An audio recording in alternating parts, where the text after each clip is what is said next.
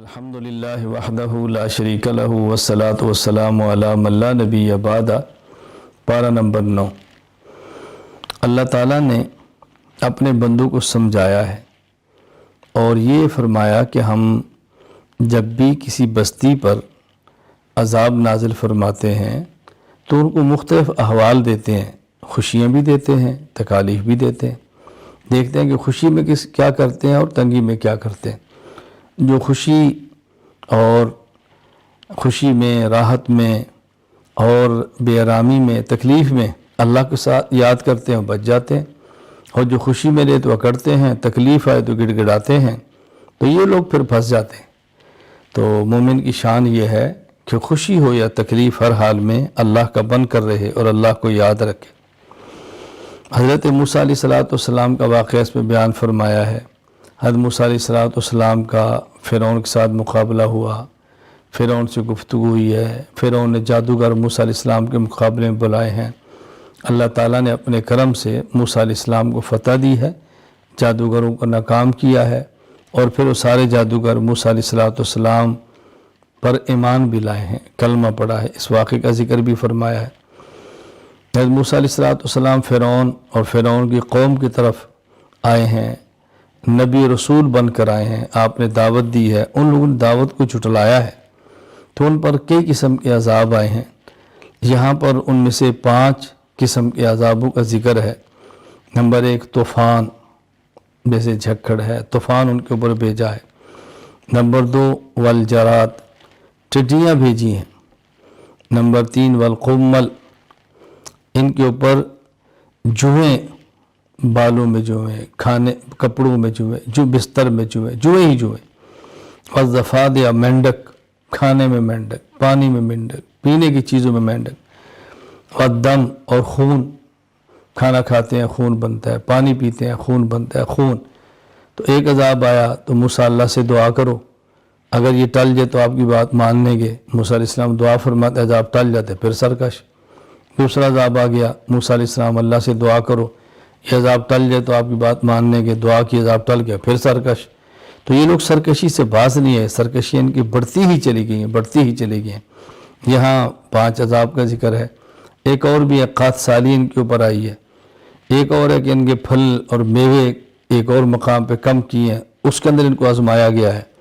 اللہ تعالیٰ نے پھر معجزے دیے ہیں موسیٰ علیہ السلام کو، 2 بڑے ید بیضاء، اپنا ہاتھ بغل کے نیچے رکھتے ہیں، پھر باہر نکالتے ہیں تو ایسے سورج کی طرح چمک رہا ہوتا ہے، ید بیضاء۔ موسیٰ علیہ السلام کو لاٹھی عصا کا معجزہ دیا ہے، پتھر پہ مارا ہے تو چشمے نکلے ہیں، دریا پہ مارا ہے تو راستے دیے ہیں، لیکن انہوں نے نہیں دیکھا معجزات کو بھی، اس کی بھی پرواہ نہیں کی، اللہ کی طرف سے آنے والے عذاب کی پرواہ بھی نہیں کی۔ فی الحال بالآخر ایسا عذاب آیا کہ اس میں پوری قوم فرعون سمیت برباد ہو گئی۔ اللہ تعالی ہمیں پیغمبر کی سچی دعوت کو ماننے کی اور قبول کرنے کی توفیق عطا فرمائے۔ پھر بنی اسرائیل کو جو موسیٰ علیہ السلام کی اپنی قوم سے فرعون سے نجات دی ہے، اللہ تعالیٰ ان کے اوپر تورات نازل فرمائی ہے، کتاب ان کو دی ہے۔ دیکھو، فرعون کی غلامی سے نکالا، موسیٰ علیہ السلام جیسا جلیل القدر رسول اور نبی دیا، تورات جیسی عظمت والی کتاب دی ہے، اور یہ لوگ بھی باز نہیں آئے۔ پھر انہوں نے بھی کبھی وعدہ خلافی کرتے ہیں، کبھی احکام الہیہ کا مذاق اڑاتے ہیں، کبھی دین میں تعریفیں کرتے ہیں، کبھی ہیلے بہانے کرتے ہیں۔ ان کو حکم تھا کہ تم نے ہفتے کے دن مچھلی کا شکار نہیں کرنا، تو انہوں نے اس دریا کے بعد چھوٹی سی، جیسے ہمارے یہاں تالاب ہوتے، بنا لی، اور ہفتے کے دن مچھلیاں بہت آتی تو وہاں سے راستہ نکالے کہ مچھلی وہاں سے نکل آتی، اور پھر اتوار کو پکڑ لیتے ہیں۔ تو ان لوگوں نے پھر یہ غلط کام کیا، ایک نجائز ہیلا، نجائز بہانہ اور نجائز قسم کا راستہ اختیار کیا، آخر ان کے اوپر بھی اس وجہ سے عذاب آیا۔ پھر ایک شخص کا واقعہ بیان کیا ہے، موسیٰ علیہ السلام کے دور میں تھا، بلعم بن باورہ ان کا نام تھا، مستجاب الدعوات تھا، اللہ اس کی دعا قبول فرماتے۔ لوگوں نے اس سے کہا کہ موسیٰ علیہ السلام کے خلاف دعا قبول کرو، موسیٰ علیہ السلام کے خلاف دعا کرو، بد دعا کرو۔ تو مستجاب الدعوات تھا، تو اس نے ان کی پہلے بات نہیں مانی، تو ان لوگوں نے رقم دی، بھاری رشوت دی، اور اس نے بد دعا کی۔ اب پیغمبر کے خلاف کیا بد دعا قبول ہونی تھی، اپنا نقصان ہوا۔ تو اللہ فرماتے شخص کی مثال تو کتے کی طرح ہے، اوپر وزن ہو تم بھی ہانپتا ہے، نہ وزن ہو تم بھی ہانپتا ہے، یعنی اس کو وزن کے ہونے نہ ہونے سے فرق نہیں پڑتا. یہ بھی ایسا شخص ہے علم ہو تب بھی فائدہ نہیں، علم نہ ہو تب بھی فائدہ نہیں. کیا اس کے علم نے اس کو فائدہ دیا؟ اللہ تعالی ہمیں محفوظ رکھے اس بیماری سے، اللہ تعالی ہماری حفاظت فرمائے. پھر اللہ تعالیٰ نے یہاں قرآن کریم کے بارے فرمایا کہ یہ عبرت ہے، بصیرت ہے، نصیحت کی کتاب ہے. اور آخر فرمایا وَإِذَا قُرِئَ الْقُرْآنُ فَاسْتَمِعُوا لَهُ وَأَنصِتُوا لَعَلَّكُمْ تُرْحَمُونَ. اس آیت کا تعلق نماز کے ساتھ ہے کہ جب جماعت کے ساتھ امام کے پیچھے نماز پڑھ رہے ہوں اور امام قرآن پڑھے تو مقتدی کو خاموش رہنا چاہیے. قرآن سورۃ فاتحہ سے لے کر والناس تک مکمل 114 سورتوں کا نام ہے. فرق کیا ہے؟ جب امام اونچی آواز سے پڑھے، آواز آ رہی ہو تو اس کا حکم یہ ہے فاستمعوا لہ، سنو، توجہ کرو. اور جب آواز نہ آ رہی ہو، سری نماز ہے ظہر اثر کی، اس کا حکم ہے وانصتوا، خاموش تم نے اب بھی رہنا ہے. تو یہ اللہ تعالیٰ نے امت کو بہت اہم مسئلہ بیان کر کے سمجھایا ہے کہ اس کا خیال کیا کرو، اس سے تمہارے اوپر رحم ہوگا، اللہ کی رحمت نازل ہوگی. سورۃ الانفال.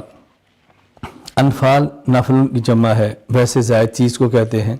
مراد سے اموال غنیمت ہے جو میدان جنگ میں ملتے ہیں.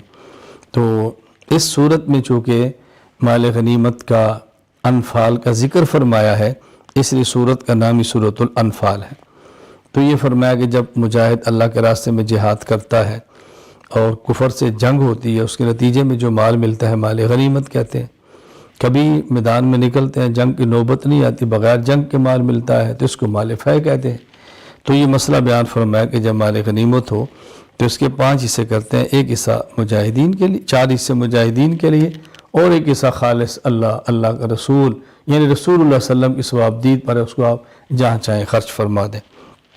مومنین کی صفات کا ذکر فرمایا ہے.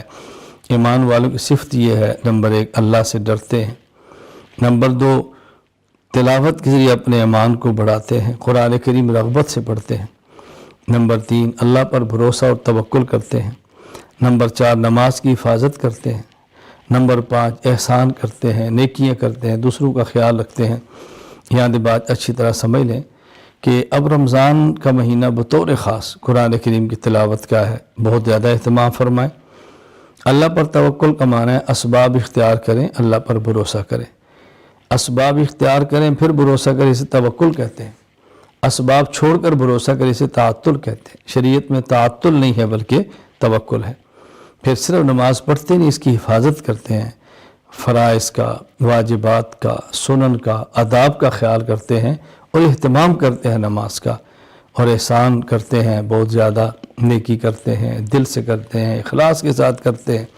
اللہ تعالی ہم سب کو یہ مومنین کی صفات کامل درجے میں عطا فرما دے. اپنا خوف اللہ تعالیٰ عطا فرمائے، قرآن کریم کی تلاوت کی توفیق عطا فرمائے، تلاوت بھی ایسی کہ جیسے ایمان بڑھے. اللہ تعالیٰ اپنی ذات پر توکل عطا فرمائے، اللہ تعالیٰ نماز کی حفاظت کی توفیق عطا فرمائے، اللہ تعالیٰ احسان کرنے کی توفیق عطا فرمائے. وآخر دعوانا ان الحمد للہ رب العالمین.